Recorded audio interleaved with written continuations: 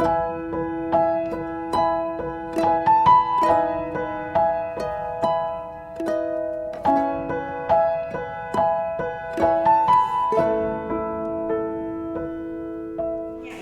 yang lagi ngalami kepahitan. Tadi saya ketemu seorang ibu muda, umurnya masih muda, cantik gitu ya. Saya tanya, kenapa kamu di sini? Saya kena kasus narkoba karena pengedar, hukumannya 13 tahun, baru menjalani 5 tahun. Haleluya. Saudara tahu ya, orang lapas itu 1 hari kayak 1 tahun loh saudara. 1 hari dia boleh mandi cuman gayung air tuh 5. Lebih dari itu enggak boleh. Saudara bisa bayangin, tidur kalau enggak punya uang, satu ruangan itu 23 orang. Jadi kalau tidur tuh kayak bener-bener enggak ada sirkulasi. Makanya saya bilang bayar harga dari dosa itu mahal. Ya, saya percaya bahwa ibu-ibu, Fran sudah mulai direkam. Oke. Ibu-ibu pikir orang di lapas itu yang bayar harga ya, nimba air, di penjara. Tapi senyatanya kita juga loh, hari-hari ini akibat dosa. Saya tadi merenung gini, iya Tuhan, saya aja dosanya bukan pengedar narkoba, tapi dosanya enggak tunduk sama suami. Dosa mulut, suka maki suami, maki orang, tinggi hati, sombong ya, bayar harga. Bayangin, gara-gara dosa saya cuma ndak tunduk, ndak hormat, sombong, suka marah, suka maki orang. Bayar harganya proses saya hampir 14 tahun. Sama-sama bonyok. Mungkin saya ndak disuruh nimba air saudara hukumannya, tapi saya juga hari ini rela disakiti. Ada disakiti hati, lihat suami terang-terangan sudah bergandengan tangan sama wanita yang bukan jadi suami saya. Belum lagi gunjingan orang, omongan orang yang mengatakan kasihan deh lu, sudah cantik, suamimu selingkuh, punya anak lagi, lu ndak dicintai. Aduh, itu bayar harga loh saudara. Jadi hidup ini tidak ada dosa besar, dosa kecil. Setiap kita apapun dosa, itu tetap sesuatu yang Tuhan mau buang. Makanya kita hari ini menyadari dosa itu diampuni, tapi bayar harga tetap ada. Makanya dengan firman hari ini menyadarkan kita, jangan sampai kalau kita tahu firman Tuhan berkata, nak ampuni, segera ampuni. Nak, berkati musuhmu, jangan sakit hati, segera lepaskan berkat pengampunan buat siapapun. Jangan pernah tahan-tahan apa yang menjadi perintahnya Tuhan, segera laksanakan. Supaya apa? Akibat dosa itu tidak ngikuti kita terus. Memang kita diampuni. Coba ayat ini sering kali saya ulang-ulang, ini diulang, direkam, supaya kalau kita sadar hari ini kita disakiti orang, difitnah teman baik, ditusuk dari belakang orang yang baik selama ini sama kita senyum aja. Tadi orang lapas saya ajari, kalau di sel sebelah ini ada orang jahat sama kamu, selesai ibadah ini kamu keluar, segera kasih tangan, samperin dia, katakan aku mau minta maaf. Urusan dia, tanganmu dibuang, wajahmu tidak dilihat, itu urusan dia sama Bapak di surga. Tapi paling enggak bagian kita hari ini jalan. Tangkap ya saudara. Dan kebiasaan saya di akhir tahun, saya selalu berusaha mencek hati saya. Kenapa? Karena Tuhan melihat hati. Setiap menjelang akhir tahun, saya selalu bilang sama Tuhan, Tuhan, kalau ada sesuatu nama yang Tuhan simpan di hati saya, untuk saya bereskan. Walaupun mungkin ini ganjelannya tidak besar-besar amat, mungkin menurut saudara, tapi menurut orang itu menyakitkan dia. Saya selalu berusaha Tuhan taruh di hati saya nama si A, si B. Dan setelah itu saya akan WhatsApp atau kirim makanan buat dia. Saya selalu berkata, Kalau ada ada salah, saya minta maaf. Kenapa itu saya lakukan? Karena saya tahu di sepanjang tahun ini selalu Tuhan menyediakan berkat akhir tahun dan awal tahun. Tanggap ya. Jadi jangan sampai kita menutup tahun masih ada sampah di hati. Karena ketika Tuhan melihat hati, maka saya percaya berkat akhir tahun Tuhan sedang mengevaluasi. Dan setelah kita melewati akhir tahun, pasti ada yang namanya berkat awal tahun. Makanya ini momen yang baik, apalagi menjelang Natal. Saudara mungkin selama ini musuhan sama Ipan, cari orderan roti, ya, kirim cake, kirim ucapan apapun. Saya percaya ini dibutuhkan kerendahan hati dan kelemah lembutan. Kalau kita merasa saya tidak salah, oh enak, nanti dia besar kepala, nanti dia seenaknya sendiri memperlakukan saya. Jangan sampai berkat akhir tahun dan awal tahun hilang karena kita banyak asumsi, banyak berpikir harga diri. Sorry, itu harga diri, harga mati. Tapi mulai hari ini ketika saya mengerti firman, pernah satu kali saya minta maaf sama seseorang, orang malah menghina saya. It's okay. Buat hidup saya yang penting bagian saya sudah saya selesaikan. Urusan dia mau membalas saya dengan hal yang buruk, itu bukan urusan saya lagi. Tapi berkat akhir tahun, awal tahun, saya akan menikmatinya. Amin.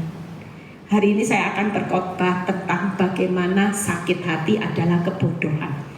Sebenarnya khotbah ini sudah saya khotbahkan di ibadah Padang di Victory, tapi nggak tahu yang video khotbah saya suaranya cempreng, ya mungkin volumenya nggak tahu, jadi pas diposting itu semua bilang, Bu, suaranya cempreng. Akhirnya dihapus dan saya khotbahkan ini karena ini bagus sekali, ya saudara. Kalau dengar kesaksian siapa? Yuli. Kadang-kadang kita nggak masuk akal ya, kok bisa istri pendeta bisa ambil suami orang. Kita semua berpikir nggak masuk akal.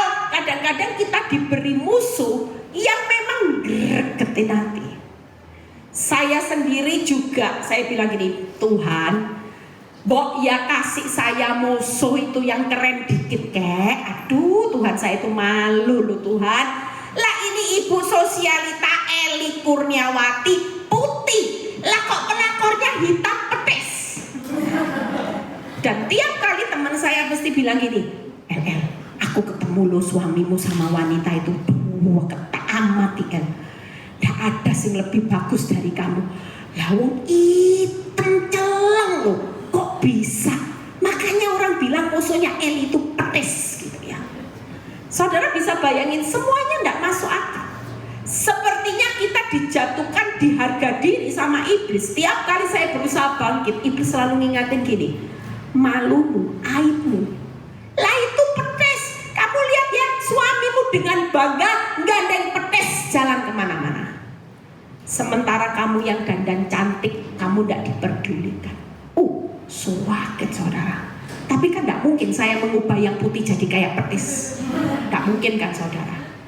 Semuanya sudah tidak masuk akal hari-hari ini. Kalau kita berjalan dengan yang nggak masuk akal, kita terus putar otak dengan asumsi kita, kitanya nanti yang akan terpuruk. Karena kita semakin dibawa iblis untuk rasa sakit, saudara, luar biasa.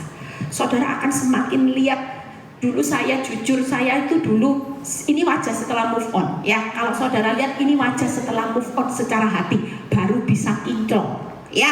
Walaupun tidak ada perawatan, saya itu tidak sempat perawatan, tanya bukti nyata itu yang di belakang yang selalu ikut saya.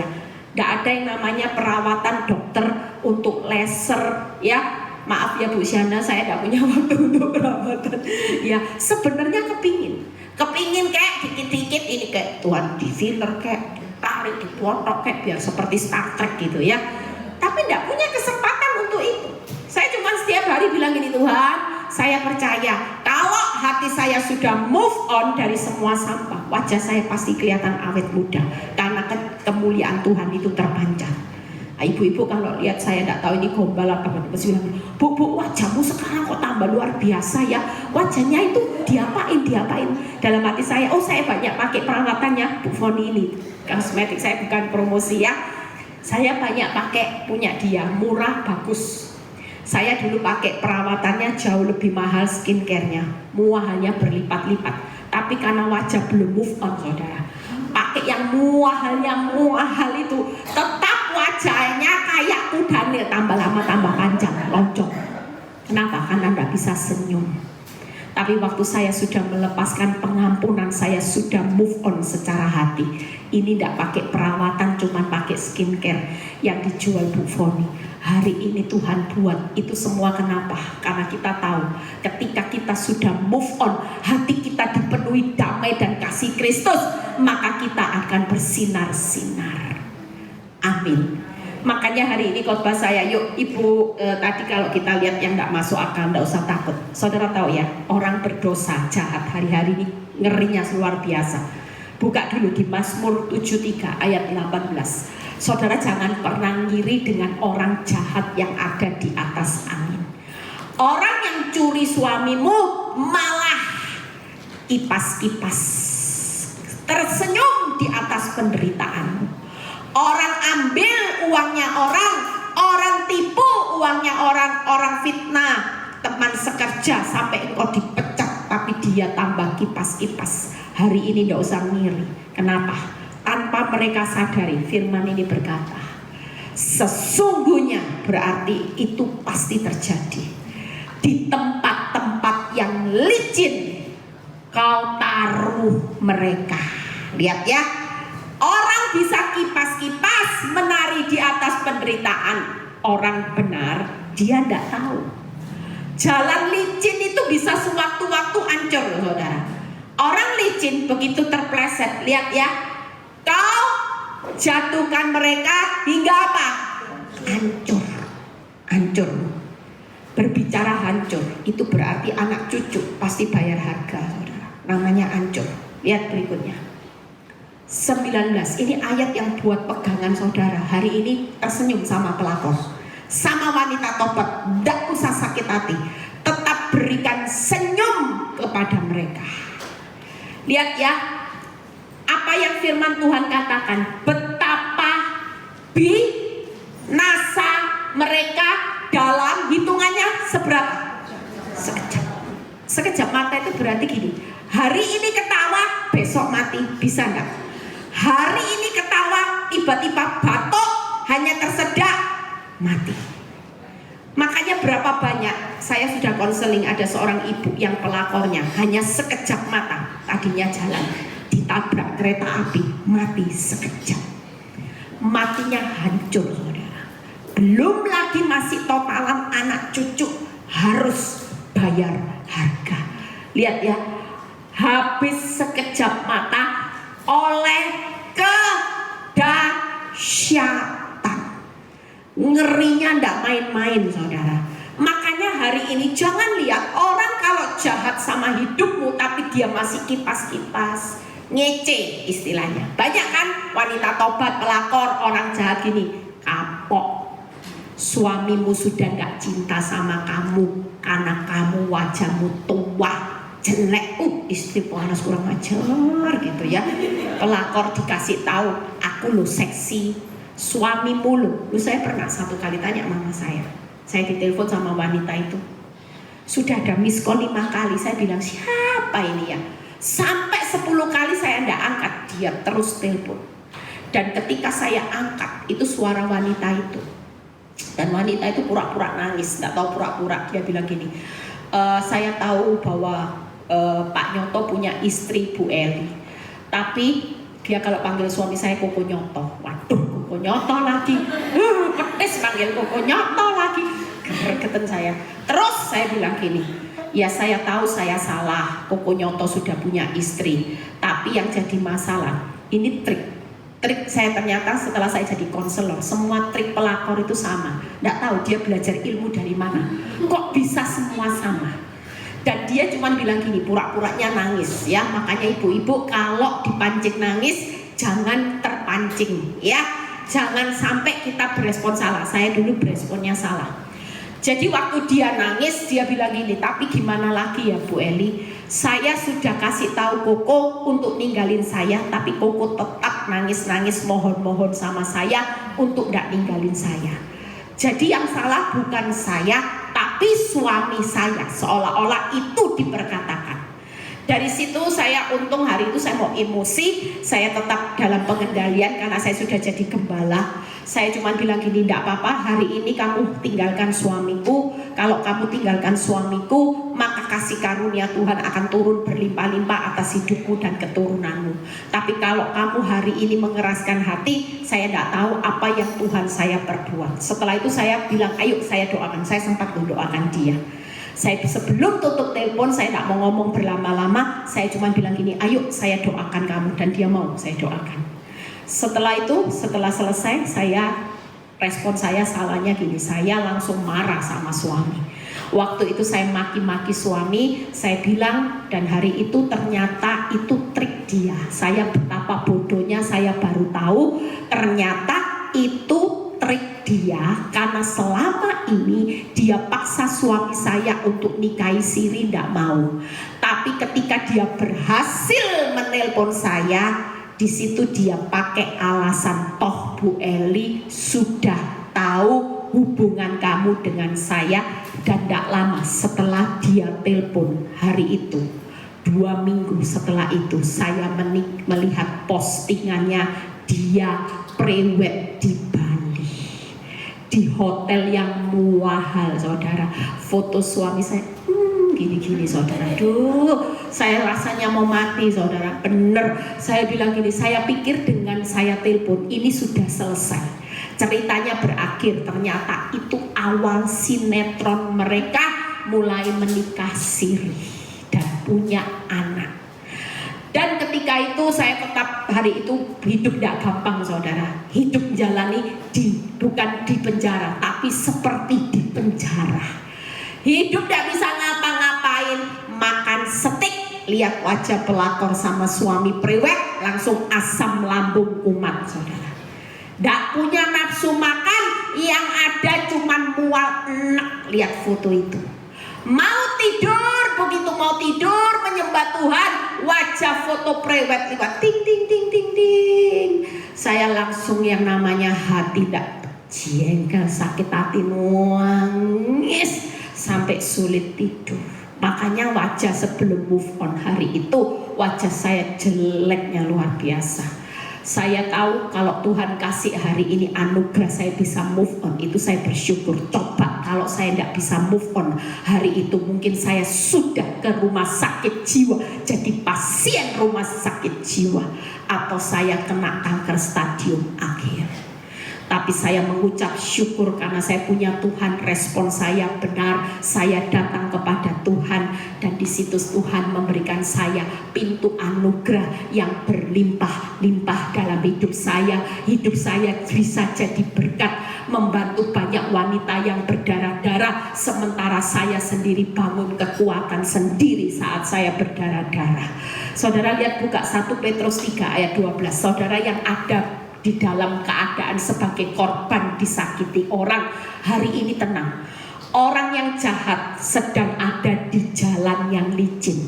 Firman Tuhan berkata, sekejap mata. Ada orang jemaat Surabaya yang pelakornya mati hanya kena sakit batuk, usia 30. Itu yang diartikan Alkitab. Orang berdosa bisa menikmati berkat iblis sekejap. Ambil suami orang kaya, Alphard, rumah mewah, tapi itu hitungannya sekejap.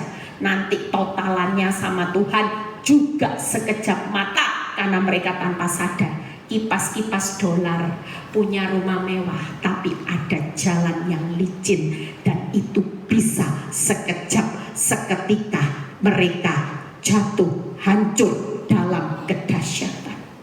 Tidak ada yang perlu diiri. Kalau ujungnya jatuh, dahsyat, bahkan hancur, saudara mau pilih mana? Lebih baik pilih 1 Petrus 3 ayat 12. Saudara lebih baik pilih ini. Makanya kenapa hidup saya walaupun 14 tahun saya dirancangkan yang jahat oleh orang, tapi Tuhan tidak pernah bawa hidup saya arahnya buntung, tapi arah hidup saya dibawa naik jadi kepala. Bahkan saya hari ini bisa dikenal Ibu Eli. Orang kalau jalan di mana-mana dia bisa kenal, ini Ibu Eli ya, saya tahu dari YouTube. Oh ya, makanya saya hari ini kalau jalan di mana-mana, walaupun orang tidak kenal, saya tidak kenal, kalau dia senyum saya tetap senyum. Nanti kalau enggak, semuanya pasti ngomong sombong. Ya, lihat ini. Nah, ini loh luar biasanya orang benar. Sebab apa saudara? Mata Tuhan tertuju kepada orang benar. Hari ini engkau dalam penderitaan sebagai orang benar, enggak usah takut. Kalau mata tertuju berarti dia fokus. Fokus kepada pribadi, lepas pribadi, dia tahu jelas pergumulanmu apa, pergumulanmu apa, pergumulanmu apa, dan kebutuhanmu hari ini apa. Apa yang menjadi kebutuhanmu yang sangat mendesak? Engkau butuh pemulihan rumah tangga, engkau butuh uang untuk bertahan, engkau butuh kesembuhan untuk melanjutkan hidup. Ketika Tuhan berkata, mataku tertuju kepada orang benar. Orang benar itu selalu ada di dalam pemandangan Tuhan 24 jam. Kira-kira Tuhan tahu enggak hari ini kau disakiti istri pendeta? Oh tahu. Saya disakiti petis? Oh tahu jelas. Dia tahu jelas. Hari ini gara-gara orang jahat, uangmu dibawa kabur dan orang jahat bisa menari-nari di atas penderitaanmu. Dia tahu jelas. Amin.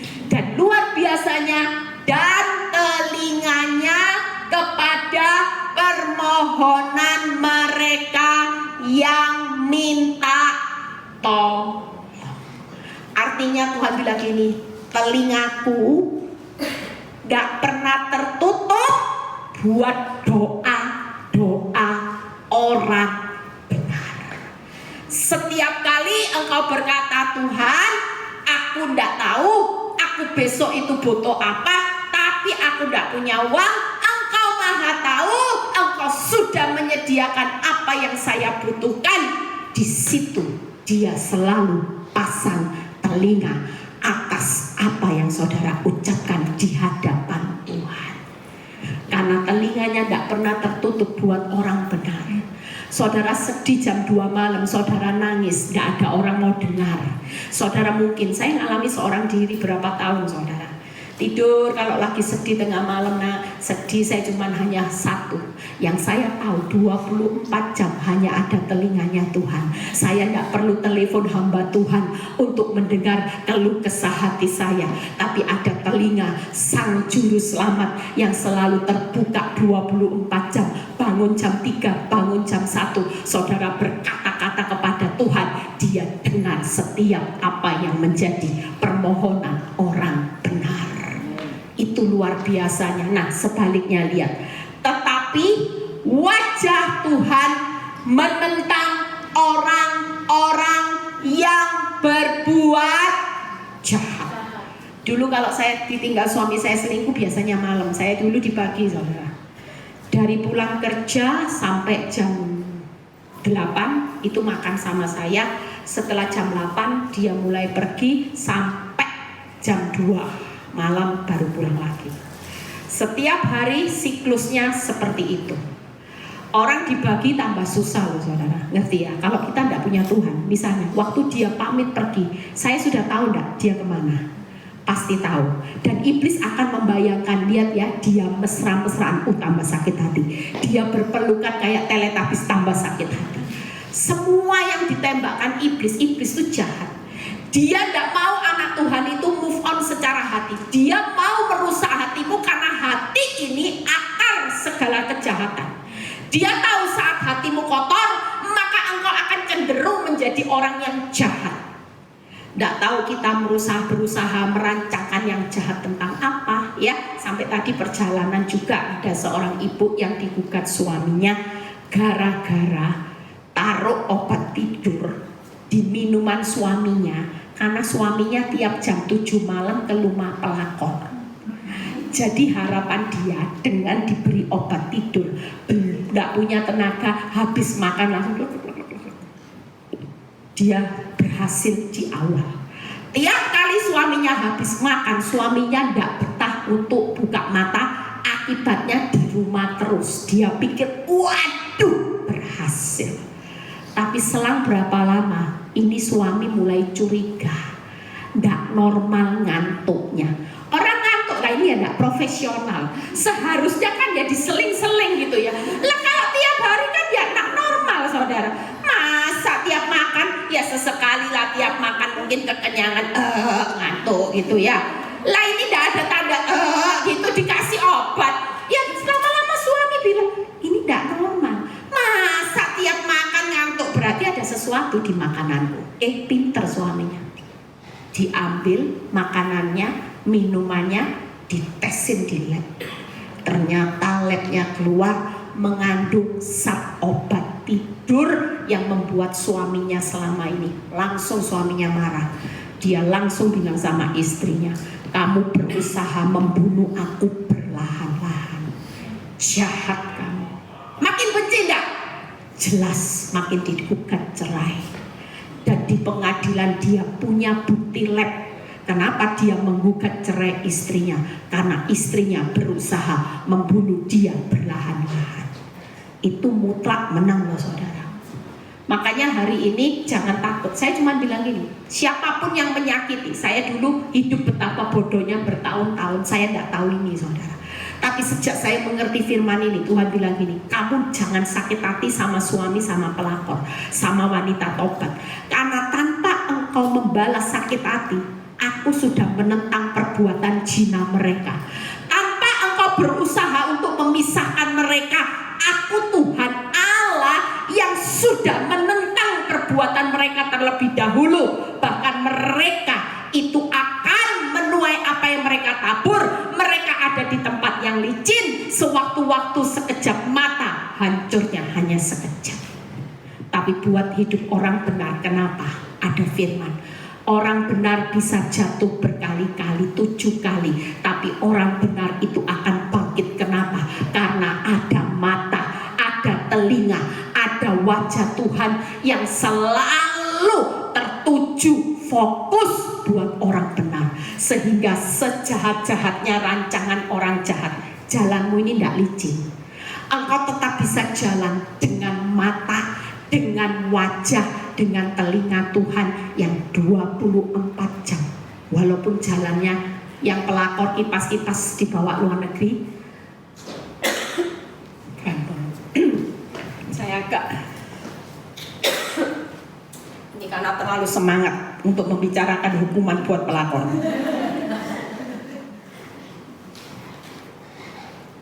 Saudara tahu, jadi Tuhan cuma ingatkan gini, kamu lihat ya, orang benar walaupun dirancangkan yang jahat, saya itu dirancangkan yang jahat apa aja saudara. Mulai kuasa gelap yang buat orang sudah tidak lazim cara berpikir. Suami saya sendiri ngomong bahwa dia dikerjai wanita ini sampai tidak berdaya. Sekalipun dia tahu dia dibodoh-bodohi, tapi dia tidak berdaya untuk melepaskan wanita ini, karena wanita ini selalu bawa yang namanya mantra. Ya, kenapa suami saya bisa kena mantra? Karena dia juga buka celah. Tapi buat orang benar, mantra itu tidak bisa selama kita nutup celah. Makanya hati-hati ibu-ibu, orang yang bisa kena magic, bisa kena mantra, itu yang buka celah sakit hati. Orang sakit hati, walaupun kau berdoanya rajin, tetap mantra itu bisa menghancurkan hidup. Kenapa? Karena itu celah buat iblis untuk bekerja lewat hati. Makanya kalau orang digendam, ya, kalau dipukul itu kan harus dipukul balik. Artinya itu apa? Supaya, tapi kalau saudara marah, gendam itu masuk. Makanya hari ini kalau dipukul orang, pukul balik dengan senyum, gitu ya. Supaya apa? Jangan marah. Dipukul saudara marah, wah itu masuk saudara. Tapi kalau digendam orang, dipukul orang sewaktu-waktu, saudara pukul balik aja. Tuhan Yesus memberkati, tidak usah marah, itu akan kembali.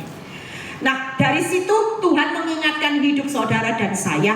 Hari ini kita percaya kita ini tetap ada di jalan yang aman. Dan waktu saya bisa mengerti firman, Tuhan cuma bilang gini, engkau tidak usah marah. Suatu kali lihat yang penghakiman pembelaanku pasti ada. Nah, makanya suami saya suatu kali tanpa saya sadar, waktu saya praktek sekolah Alkitab, dia pelayanan, dia sekolah kehidupan, waktu dia selingkuh saya tidak mikir bayang, saya mikir bonyoknya kamu nanti ya. Karena Allah turut bekerja dalam segala hal, itu mendatangkan kebaikan buat Eli dan Nyoto, kehancuran buat Nyoto dan wanita itu. Jujur, apa yang saya imani itu terjadi bukan karena jahat, tapi saya cuma berkata ini hukumnya yang adil. Suatu kali saya dengar dari suster ketika dia diusir, susternya bilang gini, Bu, siapa yang bilang bapak sama wanita itu bahagia? Itu cuma di sosmed. Senyatanya kalau ibu tahu, setiap hari mereka bertengkar. Bahkan wanita ini dihajar sama bapak habis. Sampai susternya tanya, apakah bapak itu selama ini jahat, Bu? Kalau sama saya dia tidak pernah jahat, dia selalu baik. Selama ini saya jadi istri tidak pernah dipukul. Lah kalau sama itu kok jadi samsat? Ya itu upahnya orang berdosa. Saudara percaya pembelaan Tuhan, waktu engkau berdiri sebagai orang benar, engkau tiarap, maka Allah turut bekerja mendatangkan kebaikan buat saudara dan kehancuran pasti buat wanita itu. Kenapa? Karena mereka menentang Tuhan. Itu kata kunci. Amin. Jadi saudara sekarang tahu ilmunya ya. Makanya ilmunya ibu-ibu di Victory sudah terkenal. 3B. Buta, budek, bisu. Itu ilmu yang paling jitu. Kenapa? Saya tunjukin ayatnya. Buka Keluaran, ini ayat pertama kali saya dapat primbon di mana pesan Tuhan untuk bisu, budek, buta. Buka Mazmur Keluaran 14 ayat 14. Saudara lihat ya. Hari ini kalau Tuhan berkata, aku yang menentang orang jahat, jangan ambil haknya Tuhan. Jangan saudara labrak lakon. Jangan labrak-labrak orang yang jahat. Saudara minta pembenaran, sudahlah. Kalau ada kesempatan ngomong, oke, baik-baik. Tapi kalau selebihnya dia tetap menyalahkan saudara, dia tidak pernah mengakui kesalahannya, saudara tidak perlu marah. Karena ini, kenapa 3B itu jurus yang paling luar biasa? Karena ayat ini awalnya Tuhan bilang gini, aku yang akan berperang, yang menentang pelakor sama suamimu, untuk kamu dan kamu cukup diam. Jadi hari itu Tuhan berikan saya ilmu di Mazmur 38, 13, 16 untuk buta, budek, bisu. Ketika saya bisa buta, diam, budek, bisu, maka Tuhan yang berperang bertindak untuk melawan, menentang pelakor dan suami saya. Tangkap. Tapi kalau saya yang bertindak, saya sakit hati, itu pembalasan. Saya maki suami saya labrak pelakor, maka Tuhan bukan berperang, ganti Eli yang berperang dan Tuhan yang diam. Enak mana? Saudara mau Tuhan yang perang atau Tuhan yang diam? Sementara saudara sama saudara ini manusia, tidak maha hadir. Tuhan itu maha hadir dimanapun. Suamimu lagi selingkuh, ada seorang ibu yang doakan suaminya suka pijet plus plus. Saya pernah ceritakan, suatu kali dia tahu suaminya bakal kepijet plus plus plus, dia berdoa dalam nama Yesus, suamiku dilawat Tuhan, suamiku ditarik kakinya ke jalan kebenaran. Dia praktek, suaminya sampai ke tempat pijet plus plus, tiba-tiba diare tidak berhenti. Dia bolak-balik ke toilet. Lah kalau sudah bolak-balik, sudah lemes, tidak sempat pijet plus-plus, saudara. Tenaganya sudah gini dulu. Itu cara Tuhan. Makanya kalau Tuhan yang berperang, tiba-tiba wanita tobat ditabrak kereta api. Bukan karena kita suruh kereta api tabrak wanita tobat, tapi sekejap mata. Makanya dengan bisu, budek, buta, suatu kali suami saya bilang gini, mulai malam ini kamu berhenti untuk mendoakan saya. Saya kaget, kenapa? Karena kamu tahu ya, yang buat saya menderita bukan karena saya tidak punya uang. Saya punya uang, saya punya mobil, saya punya rumah bagus, saya punya tempat tidur yang bagus. Tapi yang membuat saya tidak bisa tidur adalah aku tahu, karena setiap malam kamu doakan saya sehingga saya tidak punya damai, saya gelisah. Tambah saya doakan tiap malam. Saya panggil namanya, hai Nyoto, bertobatlah karena kerajaan Allah sudah dekat. Kamu sekolah Alkitab, kamu lulus, kamu jadi hamba Tuhan. Saya tambah doakan itu. Saya tahu dengan bisu buta budak, ternyata Eli tiarap kekuatan Tuhan yang muncul. Kalau kekuatan Tuhan yang muncul, mau selingkuh jenis apa aja, coba, ayo selingkuh sama wanita plus, selingkuh dengan wanita apa, model apapun, sekalipun punya uang, mereka akan menghadapi kekuatan Tuhan yang besar. Makanya ibu-ibu pulang dari tempat ini, hadapi mertua ipar yang jahat. Kuncinya budak bisu buta. Kalau sudah budak bisu buta, izinkan Tuhan yang berperang untuk menentang, melawan perbuatan jahat mereka. Kasih senyum aja. Nah, buka ayatnya setelah itu. Kita tidak lama-lama, buka Ayub 5 ayat 2a. Jujur ada banyak orang yang mati. Saya punya teman baik mati hanya suami pelit. Itu miris buat saya. Saya tuh kasihan, padahal ini orang benar loh. Sampai akhir hidupnya kanker itu sudah menjalar stadium terakhir, itu di 7 area. Tapi mujizatnya yang saya lihat, badannya dia itu tidak kurus, tetap gemuk. Tapi mirisnya dia mati karena sakit hati sama suami. Kan tidak lucu saudara. Cerita storymu misalnya, Ibu A mati, sudah mengampuni, tapi mati karena sakit hati, kan tidak enak saudara. Nanti cerita storymu di surga tidak enak, mati kok gara-gara sakit hati, walaupun sampai surga. Paling tidak kita hari ini keren kalau mati saudara tahu. Kenapa saya belajar setia sama suami saya? Sekalipun ada kesempatan untuk saya balas tidak setia, saya tidak kawin lagi tidak apa-apa. Tapi karena saya tahu, saya nanti mau kalau di surga ada story yang saya cetak di bumi. Tuhan tulis saya pemenang yang finishing well, karena setia sampai mati dengan suami yang hanya dapat dipisahkan oleh maut. Wah, tepuk tangan buat pilihan. Itu kerennya kita. Lah biarin suami mau tidak setia, kita setia aja. Nanti upahnya beda. Orang yang cerai itu memang sampai surga, tapi tidak finishing well. Beda. Kalau saudara sekali komitmen dalam pernikahan yang kudus, menghormati bapak yang kudus, maka komitmennya menikah itu hanya sampai maut yang memisahkan.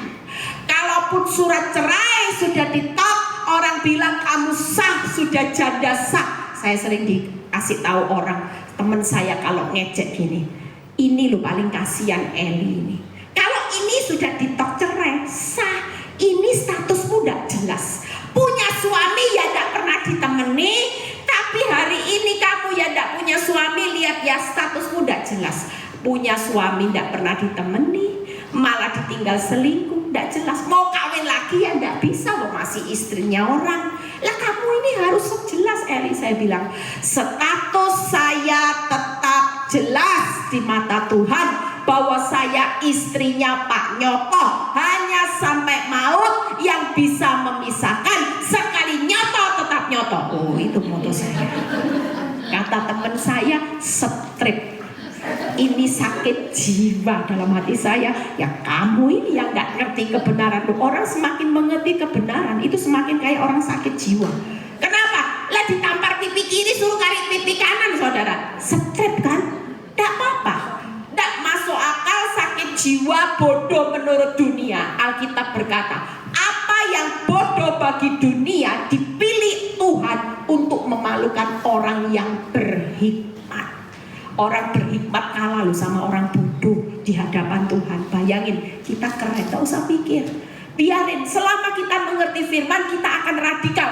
Makanya saya bersyukur Tuhan cetak saya jadi wanita yang radikal. Sekarang saya mencetak wanita-wanita di Victory yang radikal. Saudara kalau lihat ibu-ibu kesaksian yang radikal, dulu kalau tahu pergi sama pelakor, wanita tobat, semuanya dibanting. Tapi hari itu dia bertobat. Kalau Bu, suami saya sekarang mau izin pergi, saya malah tata kopernya rapi-rapi. Saya tata, saya bawain obat, saya bawain vitamin, saya antar sampai ke bandara. Dan saya tahu di bandara itu ada pelakor wanita tobat. Tapi EGP, emangnya gua pikirin Tuhan aja, pikirin Tuhan dapat berkat yang melimpah, daripada pikirin suami sama pelakor malah sakit kanker nanti. Tangkep. Hari ini kalau saudara radikal, nanti pelakor yang kena kanker, saudara. Jangan saudara yang kena kanker gara-gara saudara terus memikirkan nasib. Nah, kita buka ayat berikutnya, Matius 5 ayat 44. Ini yang saya akan bahas. Sebentar aja ini selesai kok. Matius 5 ayat 44. Bagaimana sakit hati? Oh tadi belum ya, Fran? Ayub 5 ayat 22 sudah? Enggak, Ayub. Nah, sesungguhnya orang bodoh dibunuh oleh sakit hati. Makanya ada orang yang beberapa minggu yang lalu saya konselingi untuk lepas pengampunan. Dia sudah terlanjur divonis kanker stadium akhir. Dan 2 minggu sebulan yang lalu saya dikabari dia sudah meninggal dunia. Itu karena apa? Karena sakit hati, karena kebodohan. Sekalipun di detik-detik terakhir dia sudah melepaskan pengampunan buat orang yang menyakiti. Dia sudah selesaikan pertandingan di dunia, tapi sayangnya dia tidak finishing well. Kenapa? Karena matinya kebodohan, sakit hati yang bertahun-tahun. Akibatnya itu menjadi duri yang membawa dia timbul penyakit kanker. Makanya ibu-ibu di sini, kita ini pemenang Victory. Jangan sampai saudara mati karena bodoh. Sudah tahu sakit hati itu bodoh, jangan diambil terus. Mulai sekarang buang sampah sakit hati. Tidak ada yang namanya sakit hati. Semua hati kita kalau Tuhan cek, isinya adalah hati yang mengasihi, mengampuni. Amin. Berikutnya Matius 5 ayat 44. Sakit hati adalah kebodohan. Apa yang perlu saudara lakukan hari-hari ini? Tetapi aku berkata kepadamu, kasihilah siapa? Orang yang baik, orang yang memberi kita berkat. Tidak. Tuhan memerintahkan kasihilah musuhmu. Ini perintah. Tidak bisa ditawar-tawar lagi. Bu, bisa tidak? Mengasihi cuma 7 kali, selebihnya saya tidak mampu. Oh, tidak bisa. Tidak ada batas waktu. Itu berarti sampai mati saudara tetap akan mengasihi siapapun yang menyakiti hidup saudara dan saya. Dan disuruh apa? Sudah mengasihi, masih didoakan. Hari ini siapa yang tidak mendoakan mertua yang galak? Doakan. Jangan didoakan cepat mati. Doakan yang baik-baik. Berkati Tuhan, aku berdoa buat mertuaku, berkati dia panjang umur. Loh Bu, kalau panjang umur lah panjang penderitaan saya, tidak apa-apa. Panjang penderitaan, panjang berkatnya, panjang rezekinya. Siapa yang tidak mau ikut Kristus, panjang berkat, panjang rezeki sampai anak cucu. Jangan dibuang. Berikutnya, berdoalah bagi mereka yang menganiaya kamu. Berikutnya, Fran, Roma 12 ayat 17. Buka Roma 12 ayat 17. Supaya saudara pulang dari tempat ini, saudara sudah bawa bekal. Yuk rebut berkat akhir tahun, awal tahun. Yang nanti berdoa diingatkan Roh Kudus segera pesan roti ya, kirim. Minta maaf, WhatsApp, tidak usah malu, tidak usah merasa gengsi. Semua gengsi dibuang karena kita mau nikmati berkatnya Tuhan. Janganlah apa saudara, membalas kejahatan dengan kejahatan. Lakukanlah yang baik bagi siapa? Ada kata-kata orang yang baik-baik saja, orang yang bisa memberkati kamu, orang yang bisa mengasihi kamu. Enggak loh, firman Tuhan memberi perintah, lakukanlah apa yang baik bagi semua orang, termasuk yang jengkelkan, yang nyakiti, yang nusuk hidupmu, yang bawa kabur tuamu. Tetap. Jadi Bu, kirimi roti kok enak, sudah buat hidup susah. Tapi kalau sama pelakor enggak usah ya. Itu kita cukup doakan. Jangan simpen sakit hati. Kenapa? Bukan berarti kita jahat. Kalau sama wanita tobat, nanti kalau saudara kirimi roti, berarti pikirannya dia mau saudara hidup sama-sama dibagi. Kita tidak bisa, kita tetap ada batasan yang tegas. Buka PowerPoint saya. Bagaimana hari ini sakit hati adalah kebodohan. Lebih baik kita jangan melakukan yang bodoh. Maka kalau tahu sakit hati adalah kebodohan, maka segera kasihi musuh, doakan musuh, lakukan yang baik. Praktek ya. Bisa enggak? Ini harus bisa. Kalau mau terima berkat akhir tahun sebelum habis dan awal tahun, saudara harus segera kasihi musuh, doakan musuh, lakukan yang baik. Kalau ketemu di jalan, enggak usah merengut, sapa aja, senyum. Tapi kalau sama pelakor enggak usah. Saya pernah satu kali ketemu pelakor wanita tobat, saya pura-pura, aduh Tuhan, daripada saya emosi, saya gini aja. Tapi setelah pulang saya tetap doakan dia. Sampai hari ini saya selalu mendoakan dia. Dan lihat berikutnya, kita lihat poin yang pertama. Setelah itu 2 poin selesai, cepat kok. Kasihi musuh. Amsal 21 ayat 21 dan 23. Amsal 21 ayat 21 dan 23. Ini ayat yang luar biasa. Amsal 21, makanya orang kalau mengejar hati mengasihi itu berkatnya, blessingnya luar biasa. Siapa mengejar kebenaran dan kasih akan memperoleh apa saudara? Kehidupan, kebenaran dan kehormatan. Kalau kita pulang nanti segera doakan musuh, kirim roti, maka saudara sedang mengejar kehidupan, kebenaran, kehormatan buat saudara akan diberikan buat orang yang mau mengejar hidup berdamai dengan siapapun. Amin. Berikutnya 23, Frank, lompat. 23. Siapa memelihara mulut dan lidahnya, memelihara diri daripada kesukaran. Orang hari ini tidak usah maki-maki musuh. Kalaupun saudara dimaki anjing, babi, istri tidak berguna, mulai sekarang pelihara mulut. Orang yang mengampuni itu tidak akan balas caci maki dengan caci maki. Semua kutuk tidak usah saudara balas. Maka buka PowerPoint-nya. Hari ini pastikan pulang dapat 3. Kejar kehormatan, kebenaran, dan apa tadi? Memelihara kehidupan, ya. Kalau kehidupan itu berarti berkat kehidupan selama di dunia ini, saudara akan menikmati berkat kehidupan. Yang pertama, kasihi musuh, jangan membalas orang jahat. Ya, ini ada di Amsal 24 ayat 29, nanti dicatat. Berikanlah makanan dan minuman. Nanti lihat ya, karena itu menaruh bara api di atas kepalanya. Panjang sabar dan memaafkan pelanggaran. Jadi waktu kita mengasihi musuh, kita tidak usah bales, ya. Apapun perbuatan orang, kita malah memberi. Itu tadi kirim-kirim roti, malah kita panjang sabar. Misalnya kirim roti, rotinya dibuang di depan saudara, gak patek, gak makan roti, dibuang. Kita juga jangan sampai bales. Kira-kira aku juga patek kenapa lihat aja. Jangan, ya.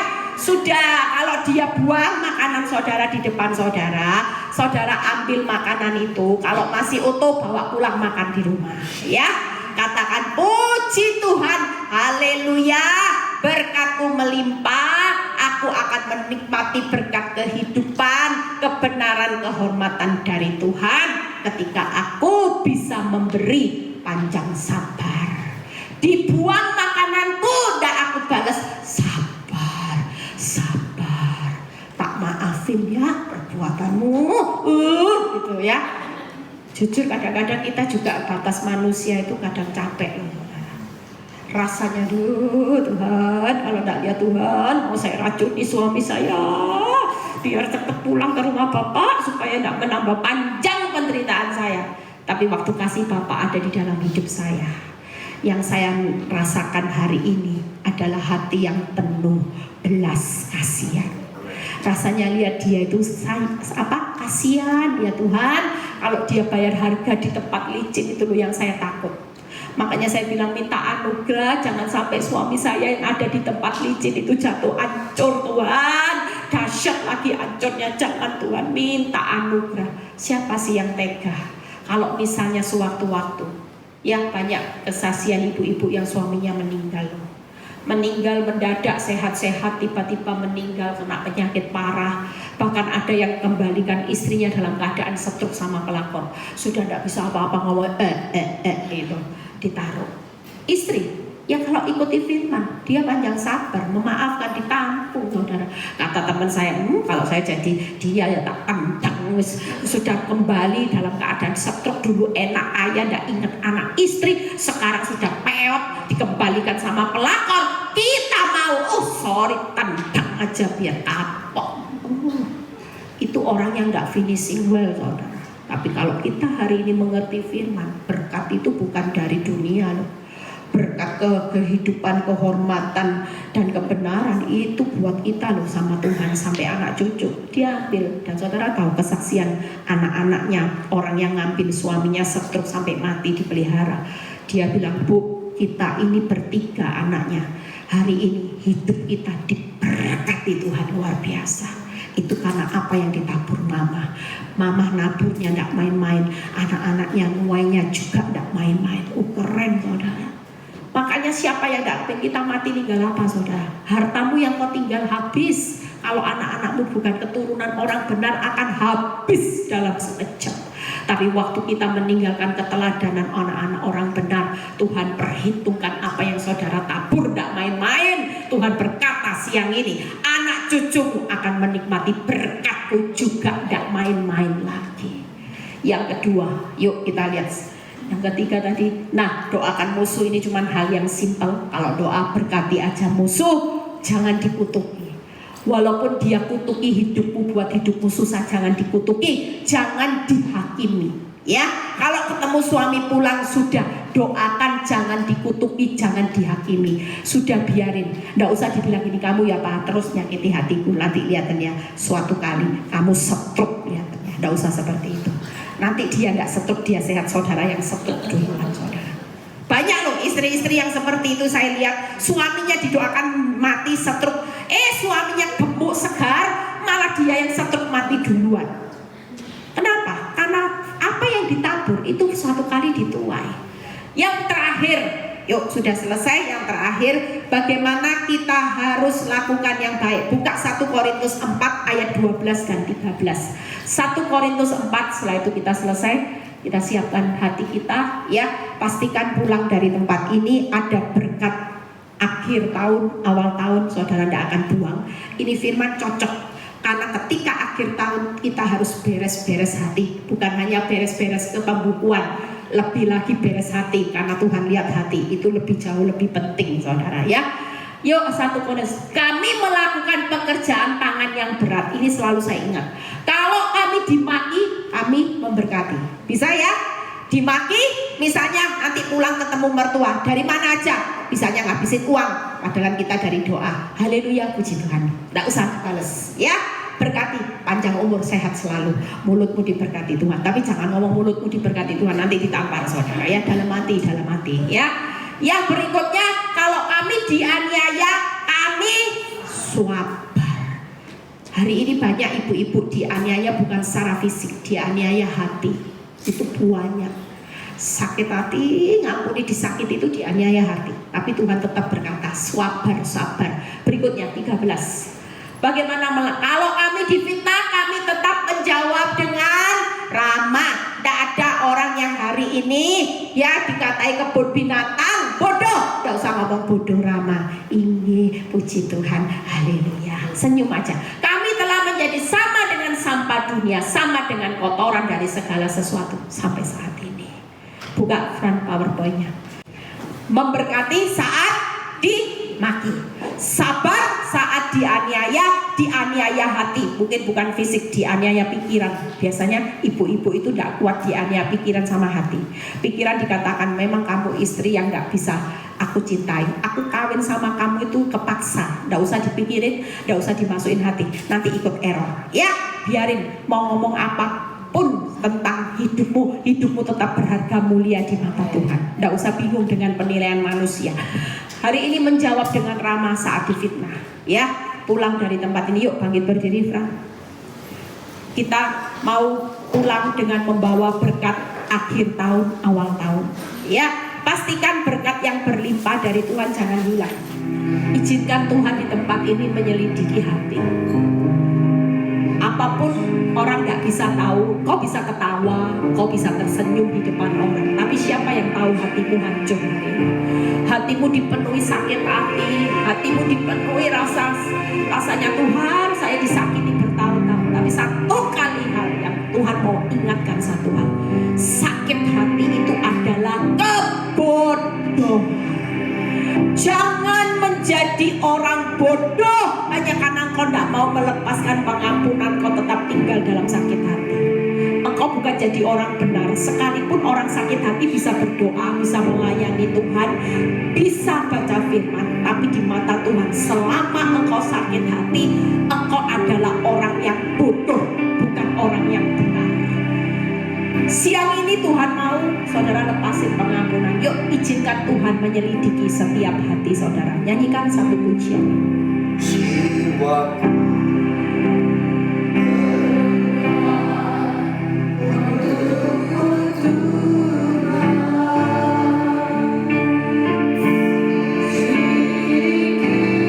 Taruh tanganmu di dada. Ini waktunya Tuhan menyelidiki setiap hati. Sebelum kau meninggalkan tahun 2023, berikan impression, berikan kesan yang baik buat Tuhan untuk melihat engkau sebagai orang benar, bukan sebagai orang yang bodoh.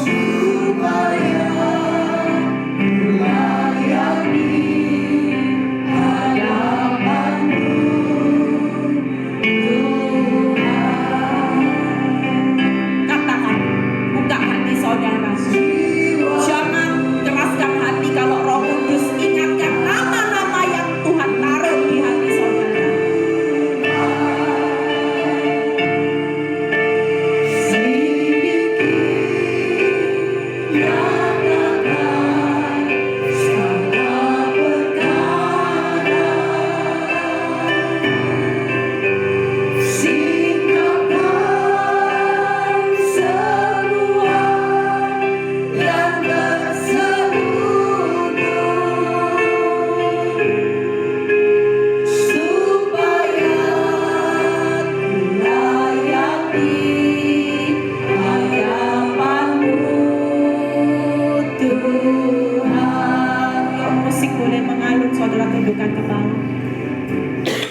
Saudara, pegang tangan saudara di dada, taruh. Mungkin Tuhan siang ini mengingatkan nama-nama orang yang membekas di hatimu, orang yang membuat hidupmu kecewa bertahun-tahun, orang yang selalu berkata-kata bodoh. Orang-orang ini berkata-kata negatif tentang hidupmu, seolah-olah hidupmu itu tidak berarti buat hidupnya.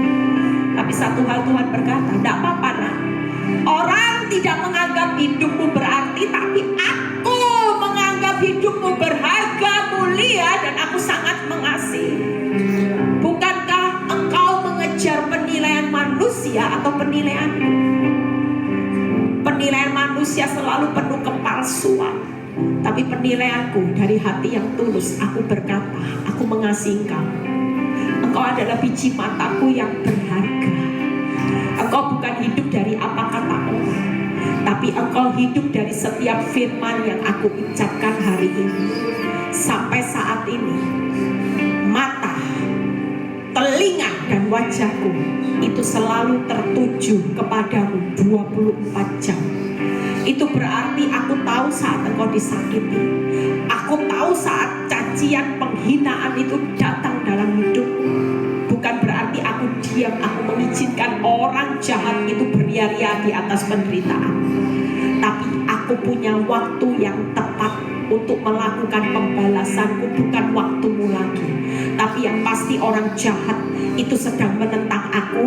Mereka lagi berjalan di jalan yang licin, dan kau akan lihat kehancuran mereka itu hanya sekejap mata. Mereka sedang aku taruh di tempat yang licin. Jika mereka tidak bertobat segera, mereka akan jatuh hancur, bahkan hancur hancurnya itu dahsyat, berarti mereka siap bayar harga sampai keturunan. Tapi buat engkau, aku taruh engkau di tempat, di jalan yang memang sempit, sesak, bercucuran air mata.